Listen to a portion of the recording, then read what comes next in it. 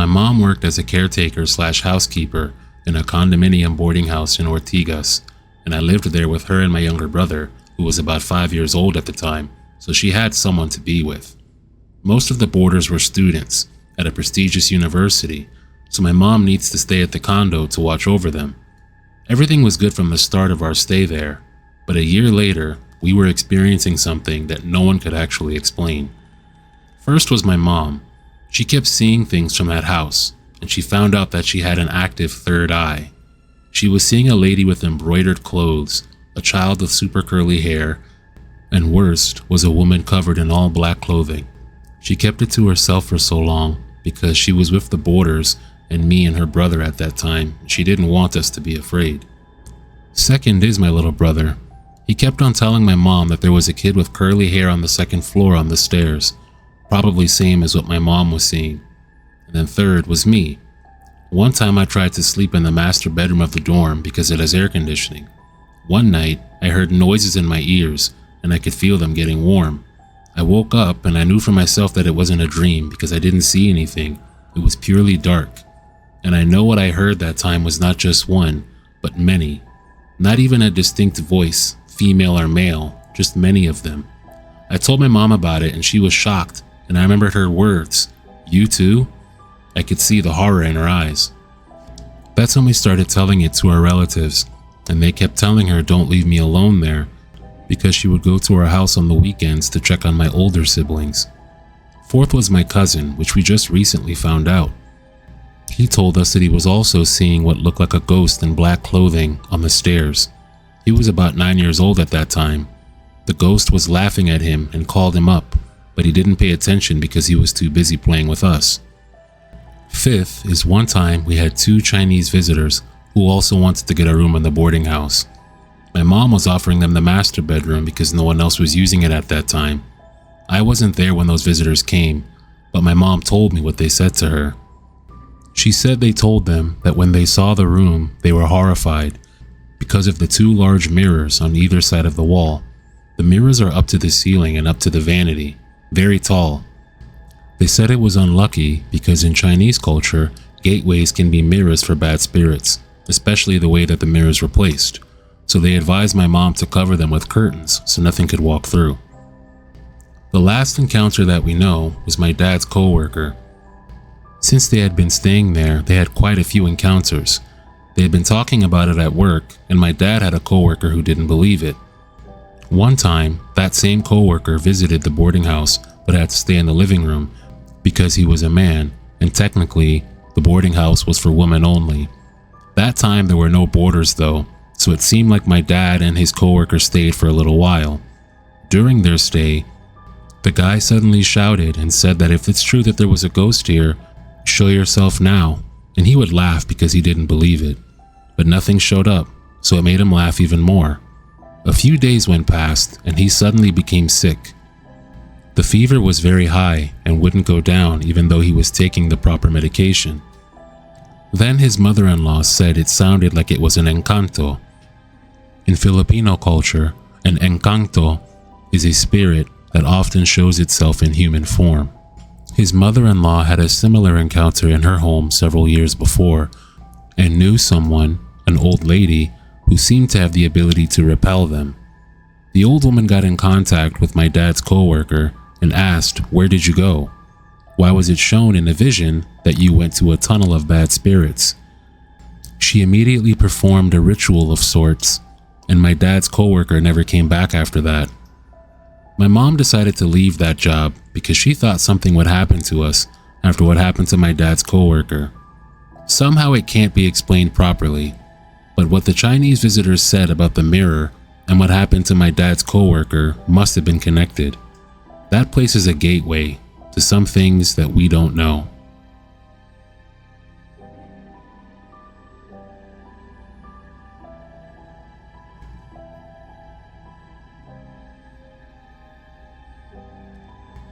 This happened way back in 2015 when we had a company trip to Baguio. We stayed at teachers camp. Since it was my first time going to Baguio, I didn't know there were a lot of ghost stories there. My coworkers and I were excited because this was our first out-of-town R&R. We rented 2 houses because there were a lot of us. We rode in 3 vans. The houses we stayed in were just next to each other, but the ambiance was creepy, especially in the house that we were staying in. After settling into our respective rooms, we went straight to exploring the surroundings. A few pictures here, a few pictures there, also excited for the next trips. The next day, we were going to La Presa, and because most of my coworkers were fans of the television series that was shot there, they were super excited. On our first night, there was a creepy incident in our room. There were 6 of us. We put the 3 beds together so we could all fit. Our room wasn't level with the wall. It was enclosed, and on the left side was the door of the bathroom facing the other wall. In between was the door of our room. Our bathroom had 4 or 5 stalls, probably because a lot of people used that house. I didn't know that one of our coworkers named May had a third eye. She said that when we were already asleep, a woman in white walked into our room at the foot of the bed from the door to the other side, which was all windows. This is also what another one of our coworkers said in the room who was still awake at that time. Then she said she walked and stood beside me and the person next to me. That's why the person next to me complained that I was restless in my sleep because I was pushing her. But I don't normally move around much in my sleep, and I always sleep on one side. I wasn't too scared of that incident though, because I didn't see anything myself. The next night, almost everyone was tired from going to La Presa, but we all agreed to go to the night market together. That time, May said she wouldn't join us because she was feeling really heavy. She decided to go to the other house to watch people who were playing cards. That way she would have company because everyone in our house was going to the night market. I was getting ready alone in our room and looking in the mirror that was hanging in line with the door. Because of this, I could see everyone entering the bathroom. While I was looking in the mirror, I saw in my peripheral vision May, and she even coughed when she was in front of me. I thought she was in the other house and wasn't feeling well, so I asked her while she was in the bathroom, "May, are you coming with us to the night market?" She didn't answer me, so I just waited for her to come out. After a while, another one of our coworkers came out of the bathroom. She asked me if May was coming, and I said that I was waiting for May to come out of the bathroom because she didn't answer me. My coworker was surprised at what I said. She said she was alone in the bathroom and brushing her teeth. No one went inside. I immediately went into the bathroom to confirm if May was inside, but there was no one in all of the stalls, all open. I immediately said to my coworker, "Let's go outside," to the rest of the group that was waiting for us. I honestly felt terrified during that time. The next day when we were going home, while we were in the van and waiting for our last coworker who locked the house, after a while we were all surprised when the sounds of pots and pans inside the house clattered. It was like they fell. We all looked at each other puzzled because at that exact moment, our coworker who locked the door of the house was already getting into the van. The house was completely empty. I never returned to teachers' camp after this visit.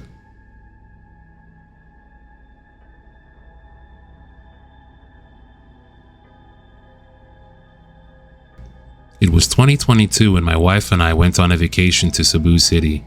We landed in Mactan, then proceeded to Bohol before returning to Cebu City the very next day. We booked our accommodation, a condo directly facing SM City, Cebu. We arrived late, around 7 p.m., already very tired from our short trip to Bohol. That first night, despite being so tired, our spirit was awake. It was as if something was watching us even with our eyes closed. My wife felt the same.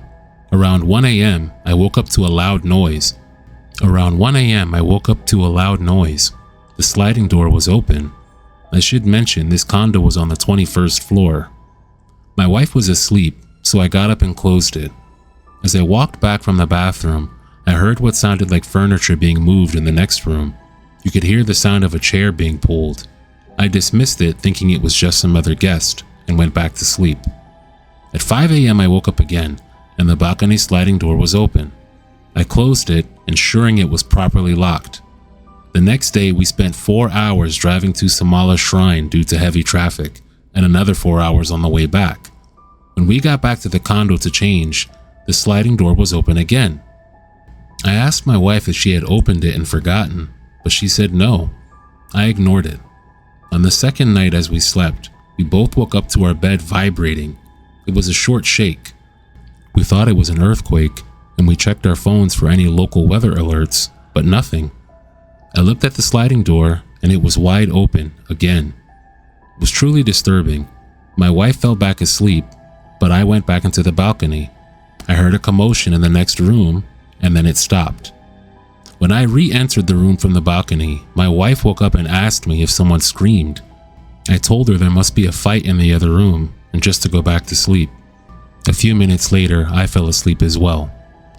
Around 3 a.m., I woke up because it was freezing cold. The blanket we were using somehow found its way to the sofa. I noticed my wife was also awake, and I asked her if she had removed it. She said no. Then, we both heard crying from the other room. A woman crying for about 5 minutes. After that, the sliding door in front of us opened, and we heard someone screaming, like something falling. I ran to the balcony, but no one was there. We turned on all the lights in the TV. My wife asked what was that.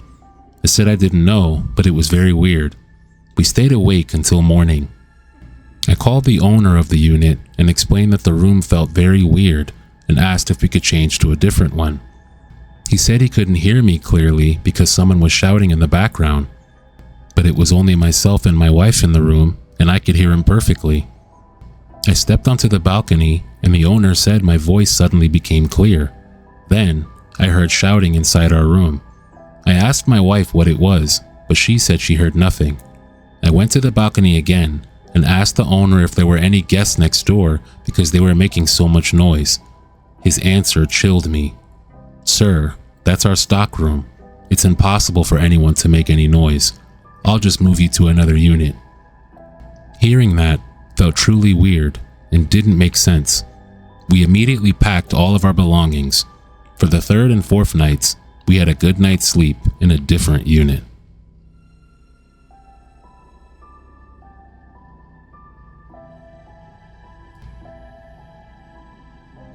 For context, I've been renting in this condo with a housemate for a few years now.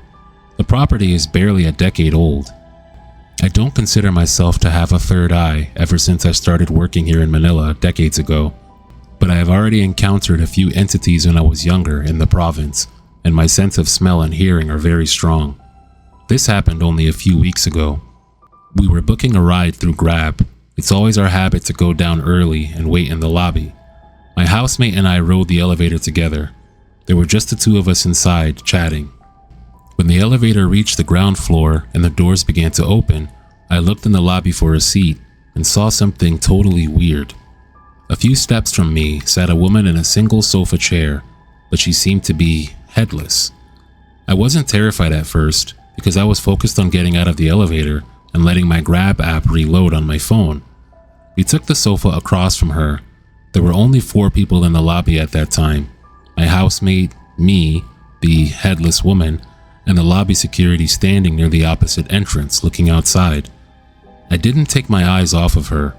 To describe her, it looked as if she had raised a shirt to cover her head, like you used to do when you were a kid and you wanted to scare someone, except there was no shirt being raised. Her upper dress was completely tucked. She wore long sleeves and a long skirt, so I could barely see any skin. She had a shadow and wasn't moving much. I blinked, looked away for a few seconds, then looked back, thinking I must be imagining it, but it was the same. My housemate beside me was busy on his phone, so I leaned in and whispered, "The woman across from us, does she have a head? I can't see." He nodded. So I stared really hard, feeling uncomfortable. The place where her head should be looked empty, almost see-through. Grab notified me that the driver had arrived outside, so I motioned to my housemate that we need to go. As we headed for the exit, I mustered the courage to take one last peek. Still headless.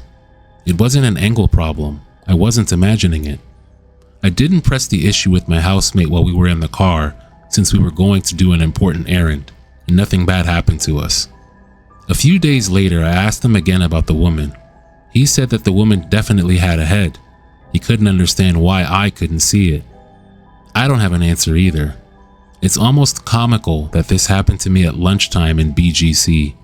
And no, I didn't tap that woman because I wasn't sure of what was happening and I didn't know her. I never saw it again, and I haven't encountered anything like it since.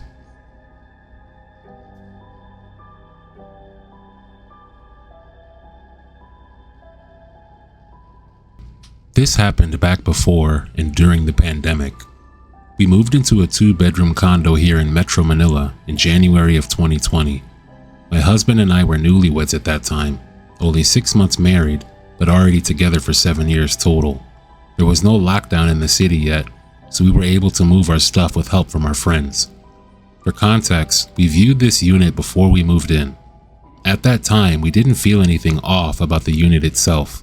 The dark wood furniture was the only thing noticeable. According to the caretaker, the walls had just been repainted and something was fixed in the kitchen. There was a spring mattress in the master bedroom, but it looked very used and had a lot of colors on it. It looked like it had been written on with crayons, with stains that couldn't be removed even after cleaning. We had our own mattress, so we just put the very stained mattress in storage. There was also a door going to the balcony in the master bedroom. This will be important for later. While we were moving our stuff, I felt something strange in the hallway. It felt like something was always running, but I only saw white. My friend who was helping us move, who has a third eye, said there was a kid ghost in the hallway, but it didn't go into our unit, just like to play. So I let it be, and someone also gave us an amulet that I put near the main door for protection. On our second day in the unit, I had sleep paralysis. I fell asleep on the sofa because I was tired from arranging our stuff, but then it suddenly happened. My husband was busy hauling stuff. Luckily, my friend who was helping us move was also there, so when I was really awake, I felt safe. I just ignored it. I thought it was because I was just tired. When the city lockdown started, of course my friend couldn't visit anymore, so it was just my husband and me in the unit. We were both working from home, but we fought a lot more often. We argued about anything and everything, and I got really angry then. I even got a little violent. I was never like that before. Even my husband was surprised. One big argument we had was about the balcony door. It didn't need to be locked because it was our unit's own separate balcony, and I always told my husband not to lock it, so it would be easy to go in and out. He insisted that he didn't lock it, and why would he? He couldn't even move the lock itself because it always seemed stuck and wouldn't turn. The door would lock itself several times. We just ignored it so there wouldn't be any more arguing. Besides that, all sorts of things suddenly appeared in the unit. One day, there was a stain like oil on the wall of the master bedroom and living room. We cleaned it, but it wouldn't come off. Even scrubbing it with soap didn't work.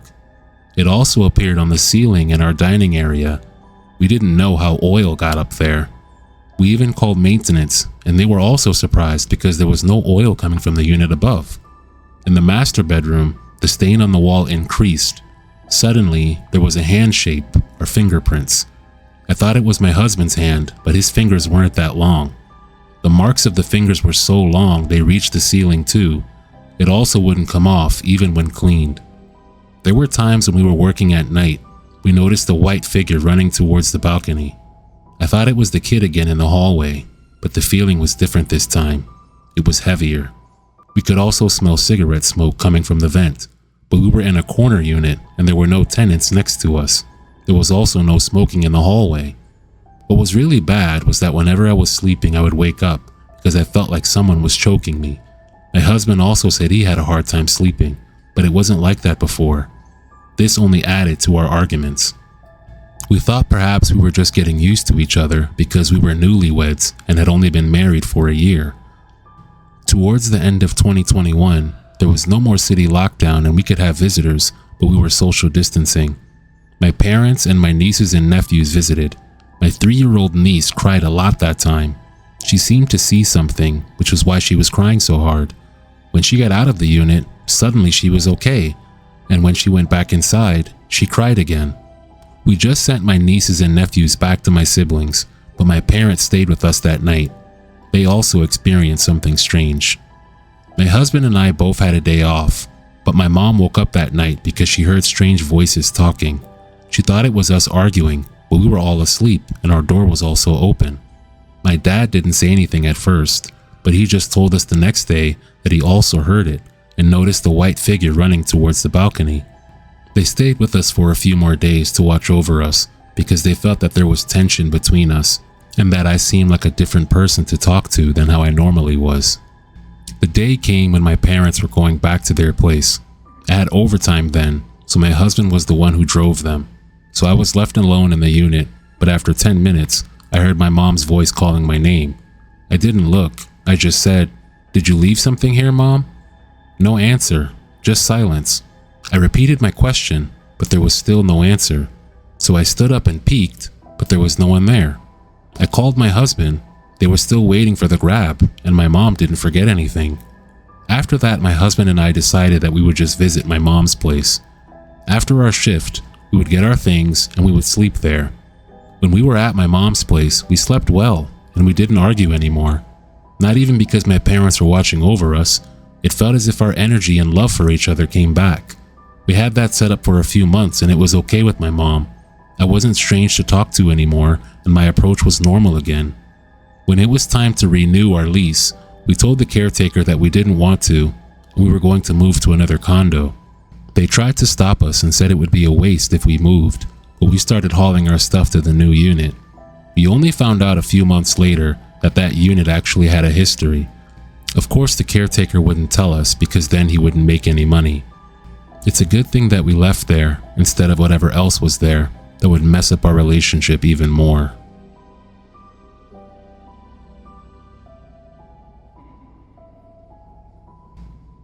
There was a priest who officiated the mass at my uncle's wake. I don't know, but for some reason he ended up approaching me and we ended up talking.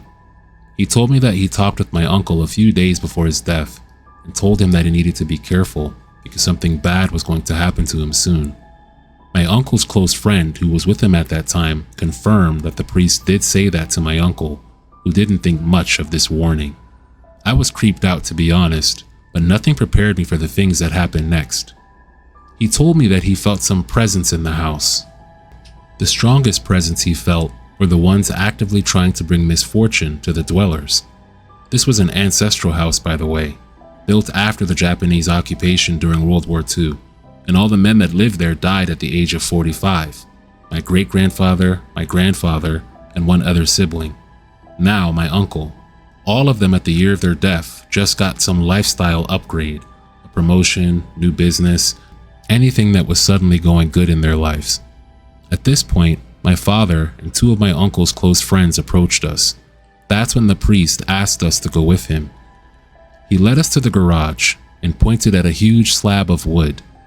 I was later told that my uncle was planning to turn that slab of wood into a new dining table.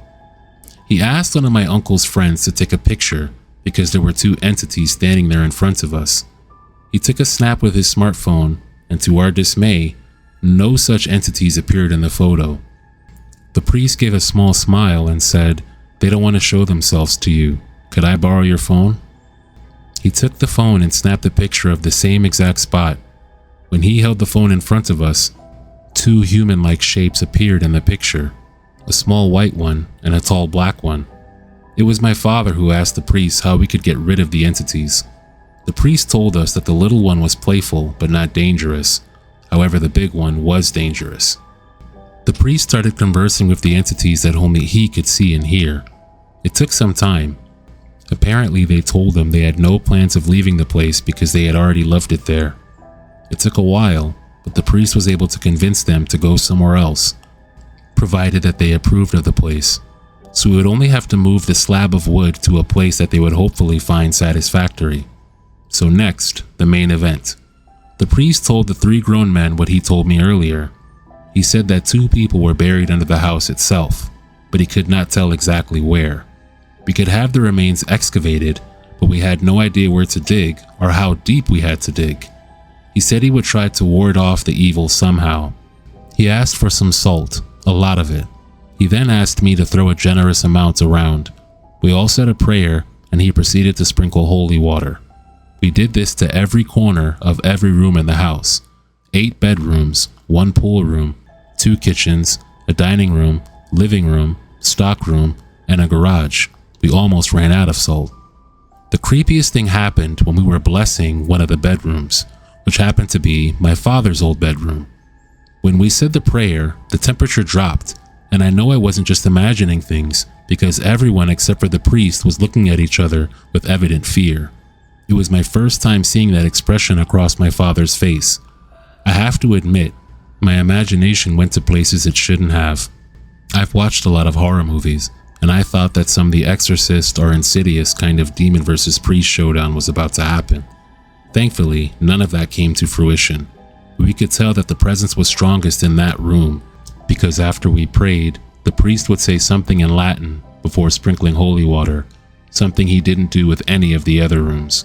And I swear, the moment the priest finished blessing every corner of that room, we felt a strong gush of air hit us when none of the windows were open. After all of that, I thought we were done, but the priest led us back to one of the bedrooms, my late uncle's and his late wife's bedroom. The priest pointed at the bed and said that my uncle was sitting there. He described how my uncle was sitting and what he was wearing, which my father later told us was the polo shirt he insisted my uncle to wear to an upcoming occasion. The priest then said to my dad that my uncle wanted to say something to him before he passed on. My dad asked what it was. He said it's about his children. Don't leave them. My dad then said, of course, I'll take care of them. What else? The priest said his last request is at his funeral, you should wear his favorite red polo shirt. It's there. He pointed to one of the closets. My father went to the closet the priest pointed at, and indeed, the polo shirt he was describing was in there. My father and my uncle's friends laughed as my father pulled out the outfit my uncle requested. My dad then said to the priest, can I say that I promised to wear this on another occasion, but that I cannot wear it at his funeral?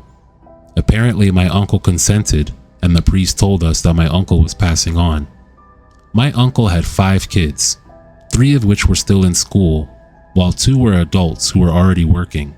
My 3 younger cousins would be staying with us. Their eldest brother would remain living in the ancestral house. The second brother would fly back to his job overseas. I wish I could say the story ends there, but 2 years ago, after my cousin, who's the eldest son of my late uncle, had a wedding, my mother, just out of the blue, told me that she felt something off about the ancestral house when we were there. My mother couldn't make it to my uncle's wake and internment because she was abroad for work, so she wasn't there when the priest told us about the presence in that house, and for some reason, my father and I never told her any of the things we experienced that night. Before I could even tell her anything, she specifically complained about being scared when she entered my father's old room, the very same room where we felt the strongest presence that night with the priest. I was 25 years old at that time, a grown man, and I slept in between my parents that night. That's how scared I was. But before we fell asleep, I asked my father why he ended up living so far away from his hometown. He said he was supposed to inherit the ancestral house, but since my mom wanted to live in the city and he was more financially stable than his younger brother, he thought it would help if my uncle, who married and had kids before him, had the house instead. He also told us that back then, he used to get sick a lot and almost died. He didn't think about it much then, but his health improved when he was in high school. He studied in Quezon City, far away from his hometown. He played soccer and learned martial arts, a complete 180 from the child he was before with health issues while living in that house. After hearing all that, my mom doesn't want us going back there. She said she'd rather we stay at hotels whenever we visit the province. My father is in his early 50s, and his uncle, who is abroad, is in his early 80s. I don't know if it's just coincidence that the only men in the family who made it past 45 are the ones who chose to live elsewhere.